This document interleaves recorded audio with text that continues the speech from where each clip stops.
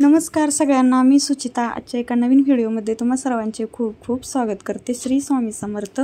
स्वामींचं नाव घेऊन आजच्या व्हिडिओला सुरुवात करूया। तर गुड मॉर्निंग सगळ्यांना। सकाळीच मी सगळी कामं आवरून आज लवकरच एका 2-3 ब्लाउज शिवलेले होते, तर त्याला हुक लावायचे होते, एका ब्लाउजला बटन पण लावायचे होते। तर ते सकाळी म्हटलं चला म्हणजे ब्लाउज शिवायला चालू करायच्या अगोदर जे शिवलेले आहेत ते ओके करून ठेवूया, म्हणजे कस्टमर आलं की आपल्याला देता येतं। तर कशा आहात तुम्ही सगळी मैत्रिणींनो, तर मला कमेंटमध्ये सांगा। तर ही बघा, ही बाजरी झालेली आहे, तर इथं घरात आणून ठेवलेले आहेत, पण त्याला एकदा ऊन द्यायचं आहे, पण बाहेर पावसाचं वातावरण आहे त्याच्यामुळे मग मी इथं घरात आणून ठेवलेले। तर आता या बाजरीच्या पोत्यांमुळे अडचण तर खूप झाली आणि इथंच मी ब्लाउज हुक वगैरे लावत बसलेले। तर बाहेर पावसाचं वातावरण झालेलं आहे, काम माझं आज लवकरच आवरलेलं होतं आणि पावसाचं वातावरण झालेलं आहे, त्याच्यामुळे बाजरी आम्ही आत ठेवलेली आहे। आम्ही कणगी घेतलेली आहे त्याच्यामध्ये ठेवणार आहे, पण वाळवल्यानंतर ठेवणार आहे। तर हा मोठा पिंप मी आज घासून ठेवलेला, म्हणजे आपल्याला जेवढी बाजरी ठेवायची आहे तेवढ्या पिंपात मी ठेवून घेणार आहे, त्याच्यासाठी घासून स्वच्छ ठेवलेला आहे। आणि इथं बघा मी म्हणजे याला आंबोळ्याला भिजत घातलेलं आहे, सर्व डाळी आणि तांदूळ असं मिक्स मिश्रण इथं मी करते आंबोळ्यासाठी। तर बाहेर पावसाचं वातावरण झालं आहे म्हणून अगोदर काय करते, कपडे आणून ठेवते, कारण कपडे सुकलेले आहेत, थोडंसं वाळायचे राहिलेले आहेत, पण आला पाऊस तर पूर्ण भिजतील, त्याच्यामुळे अगोदर म्हटलं चला कपडे अगोदर आणून आतमध्ये वाळू घालूयात आणि नंतर मग बारीक करूया। तर बारीक काय मी आता लगेच करणार नव्हते, म्हणजे ते आंबोळ्याचं पीठ, पण काय होतं आमच्या इथं थोडं जरी पाऊस आला काय झालं का लगेच लाईट जाते आणि ती काही लवकर येत नाही, तर लाईटसाठी मग आता लगेच मग मी बारीक करून घेणार आहे। तर अगोदर कपडे आणून व्यवस्थित वाळू वगैरे घालते जिथे जागा असेल तिथे, आणि नंतर मग ते पीठ लगेच बारीक पण करून घेते। तर मैत्रिणी, तुम्हाला माझे ब्लॉग कसे वाटतात, आवडल्यास लाईक शेअर आणि सबस्क्राईब करत चला। तर बघा, पाऊस येईल म्हटलं तोपर्यंत पाऊस आला आणि खूपच मोठा पाऊस आलेला आहे बघा, पाणी व्हायला लागलेलं आहे, 1-2 मिनिटात एवढा पाऊस आलेला आहे। खूप पाऊस आला खरं, आभाळ पण तेवढं आलेलं होतं, बरं झालं मी कपडे वगैरे आत आणून ठेवलेलं। तर बघा असं पाऊस, पण आमच्या इथे कितीही मोठा पाऊस येऊ द्या पाणी अजिबात कुठेही साचत नाही आहे, असं लगेच वाहून जातं, त्याच्यामुळे आम्हाला केवढाही मोठा पाऊस आला तर काय वाटत नाही। तर इथं बघा कोंबडीची पिल्लं कशी बसलेली आहेत, पाऊस आला आहे त्याच्यामुळे ती गारटलेली आहेत। आणि इथं आमचा डिंगल्या तर बघा असा इथं बसलेला आहे, तो सुद्धा छान पावसाचा आनंद घेतोय, म्हणजे बघत बसलाय पावसाला। तर पाऊस खूप मोठा होता आणि नंतर मग माझं आता बाहेरचं काम सगळं झालेलं होतं, तर म्हटलं चला इथं आता हे बारीक करून ठेवूया, म्हणजे संध्याकाळी आपल्याला करता येईल। लगेच काय मी करणार नव्हते, पण लाईट नंतर जाते, लाईटचा प्रॉब्लेम खूप असतो गावाकडे, त्याच्यामुळं मी आत्ताच हे बारीक करून ठेवणार आहे। तर याच्यामध्ये सगळ्या प्रकारच्या मी डाळी घेते, तांदूळ आणि उडीद डाळ तर आपली कंपल्सरी असते। तर इथं मिक्सरवरती बारीक करून घेते मी, दरवाजे वगैरे सर्व काही लावून घेतले आणि लाईट लावलेली आहे, कारण घरात अंधार पडतोय बाहेर पावसाचं वातावरण असल्यामुळं। आणि हे बारीक करून घेतलं, तर सगळं पीठ या पद्धतीने तर बारीक करून घेतलं। तर काल मी आमच्या जिल्ह्याच्या गावी गेलेले होते, तर तिथून हे मी 3 डबे आणले, तर खूप छान मला मिळाले, 250 रुपयामध्ये हे डबे मिळालेले आहेत। तर कसे मिळाले ते मला कमेंटमध्ये सांगा। तर सर्व काम आवरून मी आता इथं स्टिचिंगसाठी बसलेले होते, तर पांढरा धागा डबीमध्ये नव्हता म्हणून तो अगोदर भरून घेतला।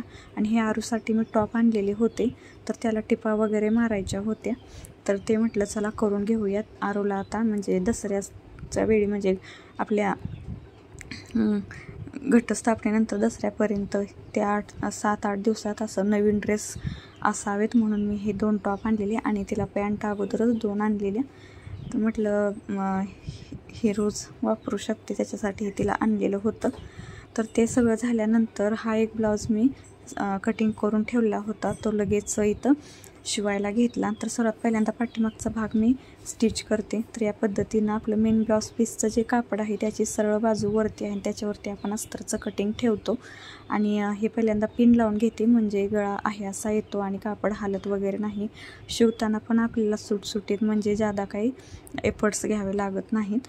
तर या पद्धतीने गळ्याचा जो आकार आहे त्याच्या कडेने बरोबर अशी टिप मारायची व्यवस्थित. तर या पद्धतीमध्ये बघा तुम्हाला एक्स्ट्राची कंबरपट्टी जोडावी लागत नाही आणि पायपिंगसुद्धा करावं लागत नाही. खूप छान फिनिशिंगमध्ये आपल्याला हा पाठीमागचा ब्लाऊजचा भाग तयार होतो. तर खालच्या साईडला सुद्धा इथं मी टिप मारलेली आहे आणि इथं काय करायचं, एक्स्ट्राचं जे कापड आहे ते कटिंग करायचं आहे.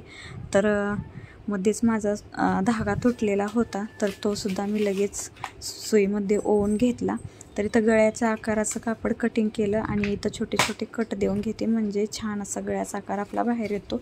एक साईडनं कुठल्याही तुम्ही असं ओढा, कुठल्या पण एक साईडनं ओढा आणि वरच्या साईडला असं इथं दाबटीप देऊन घ्या.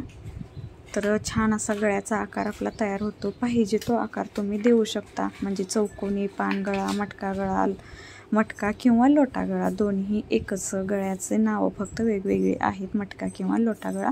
तर या पद्धतीनं आपण गळ्याच्या आकाराला टिप मारली. खालच्या साईडला पण अर्ध्या इंचावरती अशी दाबटीप देऊन घ्यायची आहे. तर बघा एक्स्ट्राची कंबरपट्टी आपल्याला इथं जोडावी लागत नाही. तर अगदी सिंपल कमीत कमी वेळात आपला पाठीमागचा ब्लाऊजचा जो भाग आहे तो तयार होतो. आणि जर तुम्ही नवीन असाल, नवीन असणाऱ्यांना पायपिंगचा खूप प्रॉब्लेम असतो, पायपिंग पटकन येत नाही, त्यांच्यासाठी ही पद्धत उपयुक्त आहे. म्हणजे जोपर्यंत तुम्ही नवीन आहात आणि तुम्हाला कस्टमरचे तर ब्लाऊज घ्यायचेच आहेत, तर ही पद्धत तुम्ही नक्की वापरू शकता आणि ब्लाऊज स्टिच करू शकता. नंतर आपल्याला प्रॅक्टिसने पायपिंग हे येतच, असं कोणतंच काम नाही की जे सराव केल्यानंतर पण येत नाही. सराव केला की कुठलंही काम असू द्या ते येतच, फक्त आपण ठाम राहिलं पाहिजे. तर इथं बघा टक्सच्या टिपासुद्धा मारून घेते. टक्सची रुंदी मी अर्धा इंच घेते आणि उंची 3.5 इंच घेते. तर इथं जर तुम्ही नवीन असाल, तुमच्या लक्षात येत नसेल, तर तुम्ही टेपने मोजून मापे टाकून टिपा मारल्या तरी चालतं. आता माझा हात पूर्ण बसलेला, त्याच्यामुळे मला असं मापे वगैरे घ्यावी लागत नाहीत. तर इथं माझं पाठीमागचा भाग तयार झाल्यानंतर आता संध्याकाळचं माझं जेवणाचं रुटीन चालू झालेलं आहे, स्वयंपाकाचं. तर इथं बटाट्याची भाजी मी करणार आहे, हिरवी मिरचीचा ठेचा घालून करणार आहे. तर सर्व तयारी मी बटाटा मॅश वगैरे करून घेतलेला आहे. सर्व मसाले वगैरे माझे मी एकदमच असं बारीक वाटून ठेवलेले असतात, त्याच्यामुळे ऐनवेळी स्वयंपाकाला गडबड होत नाही. माझी जिरेपूड, धनेपूड, गरम मसाला हे सर्व मसाले माझे तयार असतात कधीही, तर आयत्या वेळी मग ते वापरता येतात. तर कांदा वगैरे मी चिरून ठेवलेला, कोथिंबीर नीट स्वच्छ धुवून बारीक चिरून ठेवलेली. त्याच्यानंतर दुसरी एक भाजी करायची होती आंबोळ्यासोबत खायला, ती म्हणजे हरभरा डाळ आणि तूर डाळ आणि मसूर डाळ मी मिक्स भिजत घालायला इकडं घातलेलं, तुम्हाला आता पिवळ्या बाउलमध्ये दिसलं असेल. तर इथं पीठसुद्धा तयार होतं. आणि ही भाजी, बटाट्याची भाजी करून झाली का लगेच दुसरी भाजी पण मी करून घेणार होते. आणि नंतर मग आंबोळ्या करून लगेच, म्हणजे मुलांना पण भूक लागलेली होती, तर त्यांना पण लगेच द्यायचं होतं. जवळपास 7:30 ते 7:45 वाजलेले आहेत. तर मुलं रोज शाळेतून आल्यानंतर जेवण करतात, पण आज काही त्यांनी केलेलं नाही, कारण आज त्यांचा खूप आवडीचा मेन्यू आहे. त्याच्यामुळे ते जेवले नाही दोघं पण. ते म्हणाले तुझं झाल्यानंतरच आम्ही लगेच जेवण करतो. तर तोपर्यंत मला एक फोन आलेला होता, पण मुलांना पण भूक लागलेली होती, म्हणून मग मी काय थांबले नाही. फोनवर बोलत बोलत माझं कंटिन्यू काम चालू ठेवलेलं होतं, आणि म्हणजे झालं का लगेच मुलांना द्यायचं या हिशोबाने. तर फोनवर बोलत बोलतच मी काम केलं. बटाट्याची भाजी करून ठेवलेली होती. त्याच्यानंतर दुसरी एक भाजी तुम्हाला सांगितली, तर तीसुद्धा मी इथं करून ठेवलेली होती. आणि आंबोळे झाले की पटपट मग लगेच मुलांना जेवायला वाढायचं होतं. तर या पद्धतीने माझं आज दिवसाचं रुटीन झालेलं होतं. आणि इथं मग माझ्या आंबोळ्यासुद्धा तयार झालेल्या आहेत. तर छान अशा आंबोळ्या सुटत होत्या, चिटकून वगैरे काही बसत नव्हत्या. आणि मोठ्या पूर्ण तवा भरून आंबोळ्या करते, म्हणजे पातळ आपल्याला पाहिजे तेवढ्या करता येतात याच्यासाठी. तर आंबोळ्या उलटत नाहीत, पण मुलांना खूप गडबड होती. असंच कडक करत बसलं तर मग मुलांना खूप भूक लागलेली होती, त्याच्यामुळे मी पलटी करून दुसऱ्या साईडनं सुद्धा भाजून घेतली. आणि मग लगेच ताटं पण, फोनवर बोलत बोलत ताटं पण इथं दोघांना 2 घेतली.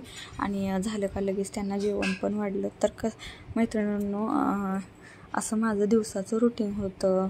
म्हणजे स्टिचिंगचं काम आपलं असतंच, नंतर महिलांना जी घरगुती कामं असतात ती सगळी करून आपल्याला, आपण जो कुठला पण धंदा करतो, घरी बसून महिला करतात शक्यतो, तर त्यांना हे सगळं मॅनेज करून आपलं काम बघून, घरातलं काम बघून आपलं धंद्याला पण वेळ द्यावा लागतो. तसंच माझं काही असतं. तर असंच मी रोज म्हणजे व्लॉगमध्ये तुम्हाला नवनवीन काहीतरी असं म्हणजे माझ्या जे आयुष्यात जे रुटीन असतं तेच तुमच्याशी मी शेअर करत असते.